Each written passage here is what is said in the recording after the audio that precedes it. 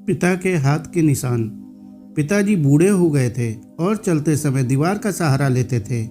नतीजतन दीवारें जहां भी छूती थीं वहां रंग उड़ जाता था और दीवारों पर उनके उंगलियों के निशान पड़ जाते थे। मेरी पत्नी यह देख अक्सर गंदी दिखने वाली दीवारों के बारे में शिकायत करती थी। एक दिन उन्हें सिर दर्द हो रहा था, इसलिए उन्होंने अपने सिर पर थोड़ा तेल मालिश किया, इसलिए चलते समय दीवारों पर तेल के दाग बन गए। मेरी पत्नी यह देखकर मुझ पर चिल्लाई और मैंने भी अपने पिता पर चिल्लाया और उनसे बदतमीजी से बात की। उन्हें सलाह दी कि वे चलते समय दीवारों को ना छुएं। वे दुखी लग रहे थे। मुझे भी अपने व्यवहार पर शर्म आ रही थी, लेकिन मैंने उनसे कुछ नहीं कहा। पिताजी ने चलते समय दीवार को पकड़ना बंद कर दिया और एक दिन गिर पड़े। वे बिस्तर पर पड़ गए और कुछ ही समय में हमें छोड़कर चले गए।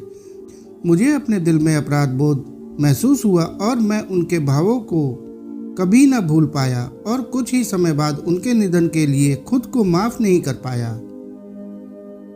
कुछ समय बाद हम अपने घर की पेंटिंग करवाना चाहते थे।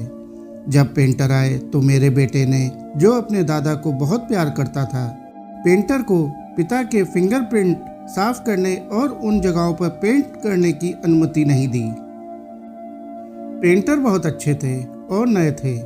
उन्होंने उसे भरोसा दिलाया कि वे मेरे पिता के फिंगरप्रिंट नहीं मिटने देंगे, बल्कि इन निशानों के चारों ओर एक सुंदर घेरा बनाकर एक अनूठी डिजाइन बनाएंगे। इसके बाद यह सिलसिला चलता रहा और वे निशान हमारे घर का हिस्सा बन गए। हमारे घर आने वाला हर व्यक्ति हमारे अनोखे डिजाइन की प्रशंसा करता। समय के साथ मैं भी बूढ़ा हो गया।